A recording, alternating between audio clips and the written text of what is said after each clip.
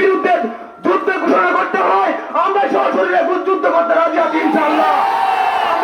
আমি এই কথা বলবো না আমরা মুসলমান, আমরা শুধু গরু গাই এই যে সেই জন্য মুসলমান নয়, আমরা মুসলমানের ধর্মে কোনো অনুমতি আঘাত হানবে এরকম কোন ইস্যু তৈরি হলে এই ইস্যুতে আমরা সারা বাংলার মুসলমান একত্রিত হয়ে তা নস্যাৎ করে দিব ইনশাআল্লাহ। আমি আর বেশি কিছু বলতে চাই না। আপনারা এখানে যে যেখান থেকে এসেছেন অনেক কষ্ট শ্রম দিয়েছেন, তাদেরকে আমি ধন্যবাদ জানাই এবং আমার ব্যক্তিগত পক্ষ থেকে অসংখ্য ধন্যবাদ জানাই সকলকে, সকলের জন্য দোয়া করি। আরেকটা বিষয় হচ্ছে ফিলিস্তিনে যারা মৃত্যুবরণ করেছে তাদেরকে আল্লাহ তাআলা শহীদি মর্যাদায় জান্নাত দান করুন এবং যারা সুস্থ রয়েছেন এখন পর্যন্ত তাদের দ্বারাই আল্লাহ তাআলা ফিলিস্তিনকে স্বাধীন করে দিন ইনশাআল্লাহ। আমি আর বেশি কথা বলতে চাই না, এখানে তৌহিদি জনতার পক্ষে যথেষ্ট আলেম ওলামা উপস্থিত রয়েছেন।